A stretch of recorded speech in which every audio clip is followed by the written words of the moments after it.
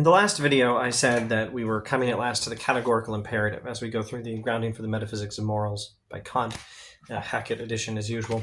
I was sort of right, but we didn't actually get to stating what is the categorical imperative. In the last video, we just introduced the definition of an imperative, a requirement. Imperative means more or less a requirement that we do something that we may not be inclined to do, but which we can know through reason is the right thing to do.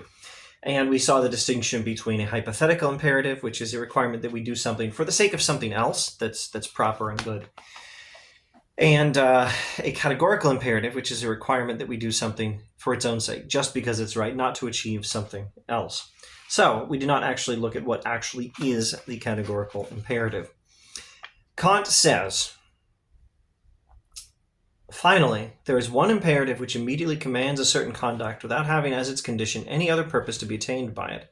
There is one requirement, one imperative, which commands a particular action without any regard for any conditions to be met other than the fact that this action is the right action, and with or without achieving any particular purpose that can be achieved by the action. The action in itself is right. This imperative is categorical. It is not concerned with the matter of the action and its intended result, but rather with the form of the action and the principle from which it follows. What is essentially good in the action consists in the mental disposition, let the consequences be what they may. This imperative may be called that of morality. Now, a lot of this is stuff he's been saying since the first page of the first section of the Grounding for Metaphysics of Morals, when he talks about how the only thing that can be called good without qualification is a goodwill. Is there anything new he's saying, or how else shall I paraphrase what he's saying here? Let's try this paraphrase. A categorical imperative is a requirement that we do what is right just because it's right, not for the sake of any particular goal, other than the mere goal of doing what is right, just because it's right. And the categorical imperative does not command anything beyond a particular form of action rather than the matter of the action. Let me interrupt my own attempt to paraphrase Kant and try to paraphrase what that means. The form of the action rather than the matter of the action. It doesn't, the concrete circumstances, the particular details, the specific circumstances don't matter. What matters is the nature of the action itself. Like there are types of actions and there are specific instances of action. There's the action of telling the truth, and there's the action of there's the type of action of telling the truth, and the type of action of lying, and then there are millions of different circumstances in which we can tell the truth, and millions of different circumstances in which we can lie. We're not concerned with any of the particular circumstances here. We're only concerned with the type of action. That's more or less what Kant is getting at.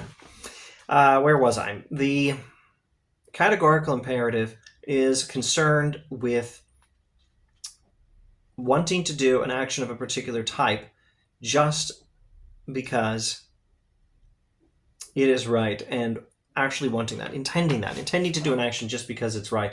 In other words, the form of the action and the principle from which it follows are what matters. What matters is the type of the action and the intention you have in mind when you're doing the action.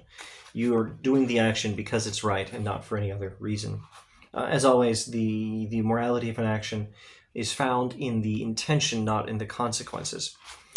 Okay, so I'm going to skip over a lot of stuff that is probably actually pretty important for a thorough understanding of Kant, but this is meant to be a pretty introductory thing in any way. You might need a real Kant scholar to explain all this properly. He talks about different types of principles, rules of skill, counsels of prudence, and commands of morality, and tries to clarify why rules of skill and counsels of prudence totally make sense and don't need any explanation. But a categorical imperative, the kind that is the requirement of morality, that stuff, well, that requires an explanation. And he says we'll get to the explanation, and I think we won't actually get to the explanation until somewhat later in the text, and hopefully later in the series. But he does get to, after about 2 or 3 pages of this, he gets finally to starting to describe what is the categorical imperative and what does it actually say. Or maybe I should say, what is its structure? Again, its form, not its content, its form, not its matter, the type of thing it says rather than the details it may be dealing with. In the case of this categorical imperative or law of morality, the reason for the difficulty of discerning its possibility is quite serious. The categorical imperative is an a priori synthetic practical proposition. Now, there's a whole mountain of Kant philosophy to talk about here, particularly stuff about how all our knowledge of everything in the world, plus all our knowledge of what is the right thing to do in the world, depends on these a priori synthetic propositions. Some are a priori synthetic propositions at the foundations of knowledge of the way the world is and of anything we may find out about what particular things there are in the world. And the other is a priori synthetic propositions about what is morally right. In other words, there's knowledge of the way the world is, science, basically. There's knowledge of the type science seeks, and there is knowledge of what is the right thing to do, and both of them rely on synthetic a priori propositions. And if you're thinking, what the heck is a synthetic a priori proposition? Let me give a super brief definition and say that this is something that you need to spend, a whole lot of time studying if you want to understand Kant. But basically, a synthetic proposition is one where the subject does not contain the predicate. In other words, it's not a tautology. In other words, it's not something like all bachelors are unmarried males, or all cups of tea are cups that have tea in them, where everything a statement says about something is already contained in the idea of the something in the first place. All ties are things you wear around your neck. The idea of something being worn around your neck is already there in the idea of a tie. All right, that's a... I hope I didn't say that's what a synthetic proposition is. A synthetic proposition is one that's not like that. A proposition that is like that is... my brain's freezing. What's the darn vocabulary word? Analytic. An analytic proposition is one where the subject contains the predicate, or in other words, where everything you say about a thing is already contained in the idea of thing. Ties are things you wear around your neck. All teacups are cups that have tea in them. All cups of tea are cups that have tea in them. All bachelors are unmarried males. Everything you say about a thing is already contained in the idea of a thing. That's an analytic proposition. A synthetic proposition is one that's not like that. And so it's always possible for a synthetic proposition to not be true, because it's always possible that the thing is there, but what we're saying about it is not true about it, because there's no guarantee that that what we're saying about something is true if it's not already contained in the very nature of the something and captured by the very idea of the something. A synthetic proposition is one where that capturing doesn't happen. An a priori proposition is one we don't learn from experience. An a posteriori proposition is one we do learn from experience. So you would normally think synthetic and a posteriori propositions go together, and they often do. And you would think analytic and a priori propositions go together, and they often do. But the genius of Kant is to say there are, and to do a surprisingly good job explaining why this is the case, why there are synthetic a priori propositions, things not known from experience, things known independently of experience, where the subject does not contain the predicate, where what we're saying about a thing is not already captured by the very idea of the thing in itself. All right, morality is synthetic a priori. There, I spent too many minutes trying to explain just that one sentence. I wanted to keep it brief, and I failed. In solving this problem, we want first to inquire whether perhaps the mere concept of a categorical imperative may not also supply us with a formula containing the proposition that alone can be a categorical imperative. Now, I think I can paraphrase this more briefly. We were trying to figure out what is the categorical imperative and how is it possible. And we're not going to talk about how it's possible yet. That comes later in the text. What we're talking about now is how is this categorical imperative, which, by the way, is a synthetic a priori proposition, not how, what is this categorical imperative, which, by the way, is a synthetic a priori proposition. What is it saying? And Kant says we can actually know what it says if we just think about the nature or the structure of a categorical imperative, because it's a requirement that we do something for its own sake, just because it's right, not for the sake of something else. I'll try to explain in just a moment. Kant says, if I think of a hypothetical imperative in general, I do not know beforehand what it will contain until its condition is given. With a hypothetical imperative, you don't know what you're supposed to do to achieve something else until you know some of the circumstances. Categorical imperative is not like that. They don't depend on circumstances. But if I think of a categorical imperative, I know immediately what it contains. For since besides the law, the imperative contains only the necessity that the maxim, or the intention, the reason you're doing a thing, should accord with the law. While the law contains no condition to restrict it, there remains nothing but the universality of a law as such with which the maxim of the action should conform. This conformity alone is properly what is represented as necessary by the imperative. In other words, a categorical imperative is a requirement that you do what's right just because it's right. And that already tells you what is the nature or the structure, or indeed what is said by a categorical imperative. A categorical imperative tells you to do what is right just because it's right. And so the only content the categorical imperative can possibly have is that you fit your intentions to the rightness of an action in and of itself.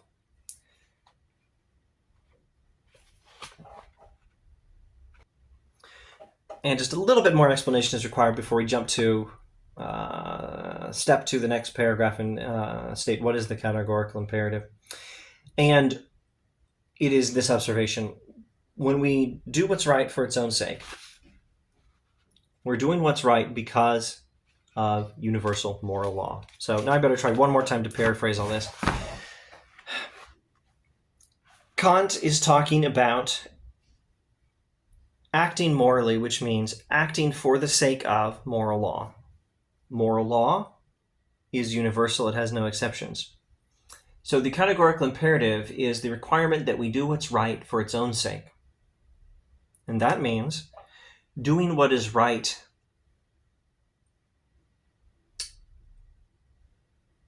when we are really trying to follow universal moral law. And that's the reason we're doing what we do. Let me see if I can find another way to say that a little more simply. The categorical imperative is the requirement of morality. It's the requirement that we do what's right just because it's right. And what that means is aligning our own intentions to moral law, which is a thing that has no exceptions. And therefore, Kant can now tell us what the categorical imperative says. Oh, and also there's only one of them, as I said in the last video, but I don't think I've said yet in this video. There's only one categorical imperative. Hence, there is only one categorical imperative, and it is this: act only according to that maxim, whereby you can at the same time will that it should become a universal law. Act only according to that maxim, whereby you can at the same time will that it should become a universal law. Now, I got to paraphrase that a couple times and then shut up for this video. In the next video, we'll want to talk about some examples of how a categorical imperative, how an understanding of the categorical imperative guides our actions, and maybe I want to say some more general remarks about how Kant's using the categorical imperative in this book. For now, let me just finally, after all this prep work, state what is the categorical imperative and try to paraphrase it in one or two ways that may make it clearer. The categorical imperative is the requirement that we act only according to maxims that we can will would become universal laws. Act only according to justify our actions only with reasons that we can wish would be universal laws. Or act only in ways that can be universalized. And actually, we've already talked about this. Only last time we talked about it, we were just giving a sort of, well, we were probably giving the same thing, just not at the right stage. So it wasn't, we weren't saying definitely this is what morality says. Now we're saying definitely this is what morality says. Morality says act with intentions that can be universalized. Act with intentions that you can wish, will, desire that everyone else would act according to. That's it. I suppose I should give one example to make this a little more concrete and comprehensible. A lot of us will understand this much better by example than by just reading Kant's language. He'll give some examples in a moment, and we'll get to that in the next video, presumably. All right, the categorical imperative can be applied in this way. What if I think about lying for selfish reasons? Lying when it's to my advantage to lie. Can I wish that everyone else would act the same way? Well, if everyone lied when it was to their own advantage, then no one would believe what anyone says when it is to their advantage. Everyone would always be suspecting a lie. And so it just doesn't work. And so we find that we can't actually wish that everyone would act the same way we do when we choose to lie for selfish reasons. And that means that when we choose to lie for selfish reasons, we're acting according to a principle that cannot be universalized. But actions that are according to moral law can always be universalized, and that means this is not an action according to moral law. Since moral law is universal and has no exceptions, that means that the categorical imperative, which is the requirement that we act morally just because it's right, not for the sake of anything we may hope to gain by it. The categorical imperative tells us we cannot lie for selfish reasons. There. More on the categorical imperative next time. Thanks for watching.